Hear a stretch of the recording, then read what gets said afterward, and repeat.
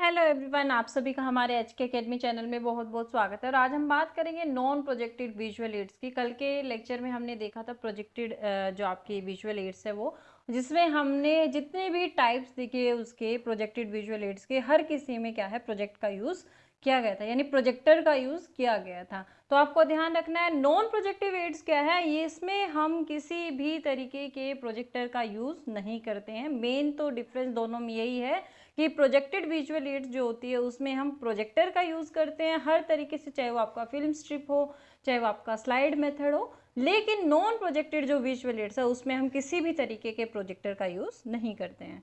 तो आइए शुरू करते हैं नॉन प्रोजेक्टेड विजुअल एड्स के बारे में। देखते हैं पहले कि जो आपकी गैर प्रोजेक्टेड दृश्य सहायक सामग्री वो क्या है।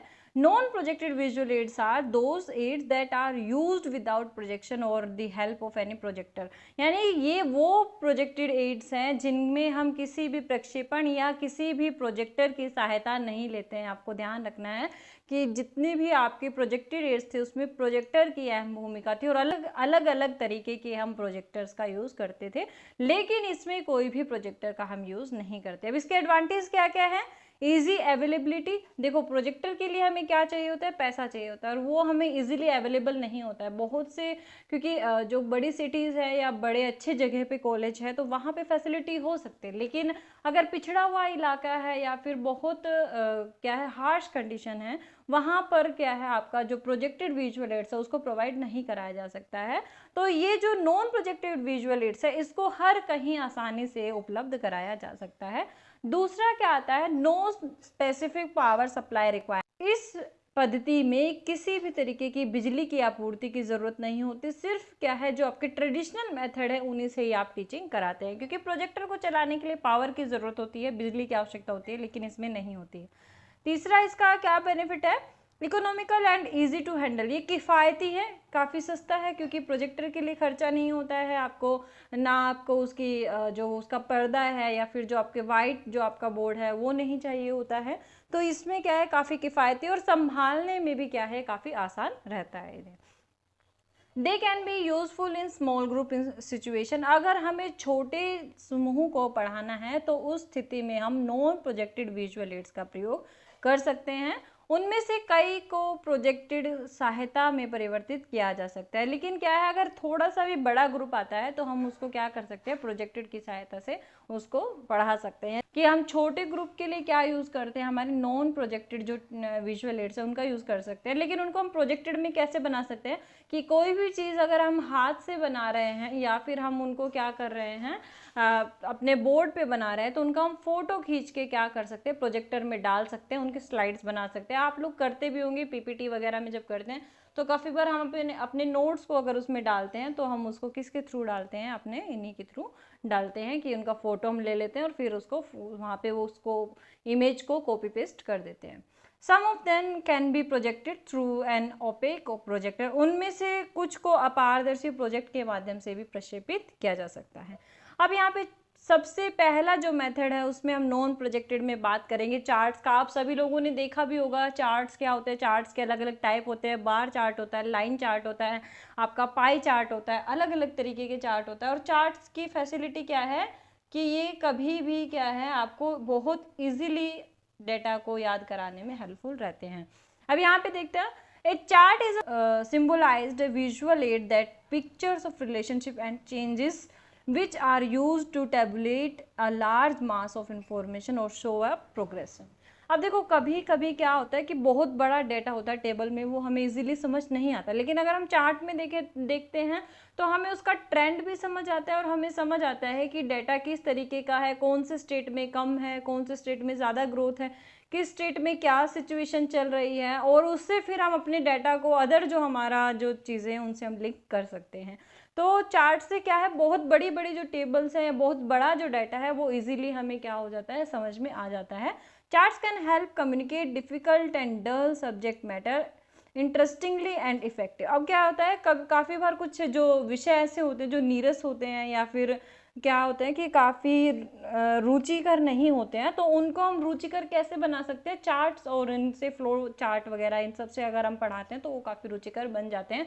क्यों? क्योंकि क्या होता है, जैसे आप स्टेटिस्टिकल में देखते हो कि बहुत ज़्यादा डाटा होता है, तो अगर उन डाटा को हम क्या करें, टेबल फॉर्मेट में ले आए, टेबल से भी हम उसको क्या करते हैं, चार्ट फॉर्मेट में लाते हैं। तो चार्ट में क्या है, एक तो अलग अलग कलर होता है तो काफ़ी अट्रैक्टिव दिखता है, दूसरा क्या है, उससे हमें इवेलुएट करने में काफ़ी आसानी हो जाती है। अब यहाँ पे देखते हैं, they make facts and figures clear and interesting and show और compare changes and show the size and placement of parts. वे तथ्य और आंकड़ों को स्पष्ट और रोचक बनाते हैं। मैंने अभी जैसे बात किया कि काफ़ी अच्छा लगता है देखने में भी, कि कलरफुल है तो अच्छे से समझ आता है। दूसरा क्या है कि ये काफ़ी इंटरेस्टिंग बना देता है डाटा को याद करने के लिए।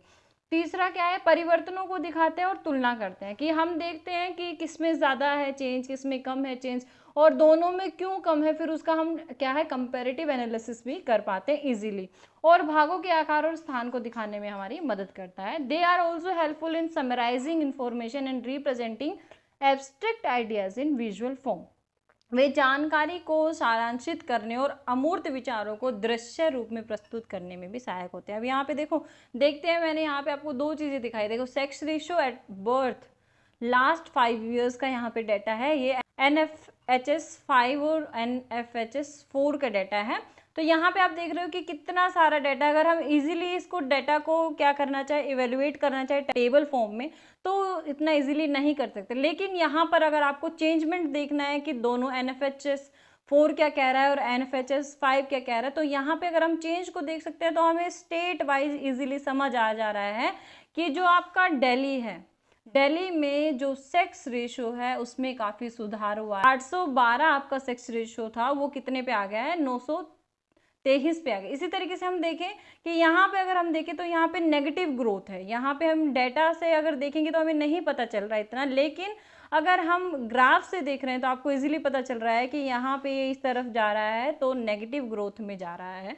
तो ग्राफ क्या है, एक तो कलरफुल है, अट्रैक्टिव है, ध्यान आकर्षित करते हैं। दूसरा क्या है, इससे हम कंपैरिजन इजीली कर सकते हैं, इजीली देख सकते हैं कहाँ पर ज़्यादा है कहाँ पर कम है।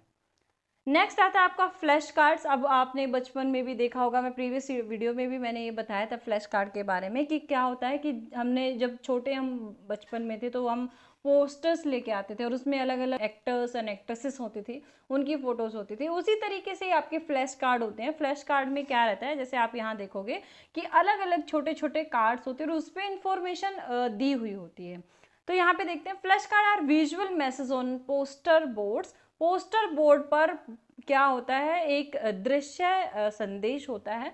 The cards are flashed before the audience to emphasises the importance point in a presentation. यानी क्या है, प्रस्तुति में महत्वपूर्ण बिंदुओं पर जोर देने के लिए दर्शकों के सामने क्या रखे जाते हैं, फ्लैश कार्ड रखे जाते हैं। और थोड़े अंतराल बाद क्या है, हम ऐसे फ्लैश कार्ड क्या करेंगे, उनके सामने रख देंगे और थोड़े अंतराल बाद हम जो इम्पोर्टेंट टॉपिक होते हैं उनको फिर हम उनको पलट पलट कर दिखाते हैं कि इस पर अब ये आपका टॉपिक है, इस पे हम चर्चा करते हैं। फिर दूसरा उसको पलट कर दिखाएंगे कि ये टॉपिक है, इस पे हम चर्चा करते हैं। Flash card are held like a pack of cards and are flashed to the audience one at a time in a sequence along with the talk. Flash card को कार्ड के एक पैकेट की तरह रखा जाता है और भाषण के साथ साथ एक एक करके दर्शकों को दिखाया जाता है। यानी देखो, अगर मैं बात करूँ डेमोग्राफिकल जो कैरेक्टरिस्टिक्स है उसके ऊपर, तो मुझे उसके ऊपर लेक्चर देना या मुझे आपको सिखाना है तो सबसे पहले मैं क्या करूँगी, बर्थ रेट के बारे में बताऊंगी। तो मैं फ्लैश कार्ड से दिखाऊंगी कि देखो बच्चों, ये बर्थ रेट है, और उसके बारे में फिर मैं बताना शुरू कर देती हूँ। फिर दूसरा, मैं डेथ रेट के बारे में बता रही तो मैं डेथ रेट वाला फ्लैश कार्ड दिखाती हूँ और फिर उसके बाद उसके बारे में एक्सप्लेनेशन करना शुरू कर देती हूँ। इसी तरीके से फिर मैं माइग्रेशन के बारे में बताती हूँ तो माइग्रेशन का फ्लैश कार्ड दिखाती हूँ और उसके फिर जितने भी कैरेक्टरिस्टिक्स है उसको बताना शुरू कर देती हूँ। तो इस तरीके से फ्लैश कार्ड का यूज़ होता है। इस तरीके के आपके फ्लैश कार्ड्स होते हैं। जैसे इसमें डॉक्टर लिखा हुआ है तो इसमें प्रोफेशन के बारे में बता रहे हैं, तो अदर जो जितने भी फ्लैश कार्ड होंगे वो भी अलग अलग प्रोफेशंस के बारे में बता रहे हैं। जैसे प्रोफेसर हो गया या फिर आपका टीचिंग में भी PGT हो गया, TGT हो गया, तो अलग अलग लेवल्स के। तो फ्लैश कार्ड के क्या है, आपके छोटे छोटे कार्ड्स पर इंफॉर्मेशन होती है। नेक्स्ट आता है पोस्टर। अभी आप लोग जो पोस्टर प्रेजेंटेशन भी करते होंगे या रिसर्च स्कॉलर हैं तो आप लोगों ने देखा होगा कॉन्फ्रेंसेस में एक ओरल प्रेजेंटेशन होता है, एक पोस्टर प्रेजेंटेशन होता है। पोस्टर प्रेजेंटेशन में क्या होता है कि एक पोस्टर में आपको अपनी सारी इन्फॉर्मेशन देनी होती है, आप कुछ भी उसमें क्या करते हैं बयान नहीं करते, सब कुछ क्या मिल जाता है आपको पोस्टर से देख के मिल जाता है। अब poster is a display in a public place to create awareness among the people. Poster लोगों में जागरूकता पैदा करने के उद्देश्य से और सार्वजनिक स्थान पर क्या करा जाता है, पोस्टर को प्रदर्शित किया जाता है। A poster is generally seen from a distance and the person glancing at it seldom has the timer or inclination to stop and read। Poster को आमतौर पर दूर से देखा जाता है और इसे देखने वाले व्यक्ति के पास रुककर पढ़ने का समय या इच्छा शायद ही कभी होती है। यानी क्या है, आप दूर से ही देखते हैं। जैसे आप मूवी का भी क्या देखते हो कि जब भी मूवी रिलीज होती है कोई भी, तो उसका एक पोस्टर निकाला जाता है और आप उसको देख के ही समझ जाते हैं कि कौन सी मूवी कब रिलीज हुई है, कब तक ये सिनेमा घर में पहुंचेगी और कभी ये क्या है कौन कौन से स्लॉट में आना शुरू हुई है। तो इसी तरीके से आपका टीचिंग में भी पोस्टर्स में यही होता है कि आपको सारी इंफॉर्मेशन एक जगह मिल जाती है पोस्टर में। The job of the poster is the stop the person hurrying past and thrust the message upon them. Poster का काम क्या है, लोगों को जल्दी से जल्दी आगे बढ़ने से रोकना और उन पर संदेश थोपना।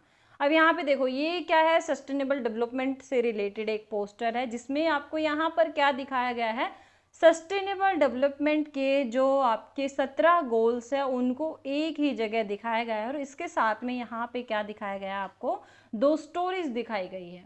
तो ये एक पोस्टर में हम बताना चाह रहे हैं कि सस्टेनेबल डेवलपमेंट गोल के क्या क्या आस्पेक्ट्स हैं और हमने उसको किस तरीके से अचीव किया है, तो उसकी हम स्टोरी भी बता रहे हैं लोगों को जागरूक करने के लिए। तो आपको ध्यान रखना है कि लोगों को अगर हमें जागरूक करना है और पब्लिक प्लेसेस पर हमें अवेयरनेस फैलानी है तो हम क्या यूज़ करते हैं, पोस्टर्स का यूज़ करते हैं। नेक्स्ट आ जाते हैं, पोस्टर्स केवल एक प्रासंगिक विचार देते हैं और विस्तृत जानकारी नहीं दे सकते हैं, क्योंकि कि देखो इस पोस्टर्स में सिर्फ ये लिखा हुआ है कि सारे सस्टेनेबल डेवलपमेंट गोल्स के सिर्फ नाम लिखा हुआ है, लेकिन इनके बारे में डिटेल्ड में जानकारी नहीं है।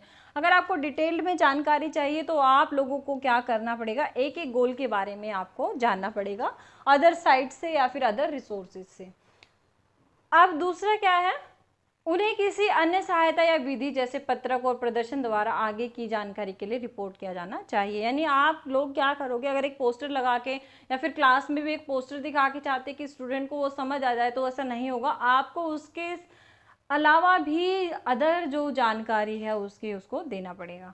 नेक्स्ट आता है, अच्छे पोस्टर बनाना एक तकनीकी काम है और इसके लिए कौशल और समय की आवश्यकता होती है। यानी क्या है, इस तरीके के पोस्टर हर कोई नहीं बना सकता है, जो टेक्नोलॉजी से अवेयर नहीं है या जिनको पावर पॉइंट पे काम करना नहीं आता है या वर्ड पे काम करना नहीं आता, तो उनके लिए काफ़ी मुश्किल है पोस्टर्स बनाना। और पोस्टर्स में भी आजकल आप देखते हो कि कितनी टेक्नोलॉजी एडवांस हो गई है, अच्छे से अच्छे पोस्टर्स लोग निकालते, तो इसमें काफ़ी क्या है, टाइम कंज्यूम भी होता है। तो इसलिए क्या है, पोस्टर्स हर कहीं क्या है अवेलेबल नहीं हो पाता है। It can not be repeated for each occasion, a new poster has to be made. अब इसको क्या करा जा सकता है, अब ये तो हो नहीं सकता कि इसी पोस्टर को आप हर कहीं लगा दो। अगर आपका क्लाइमेट चेंज का है तो भी आप इसी को लगा दो, या ग्रीन रेवोल्यूशन पे कोई बात है तो भी इसी पोस्टर को लगा दो, ऐसा नहीं हो सकता है। हर किसी में क्या है, आपको एक नया पोस्टर चाहिए होता है, तो इसको दोहराया नहीं जा सकता है।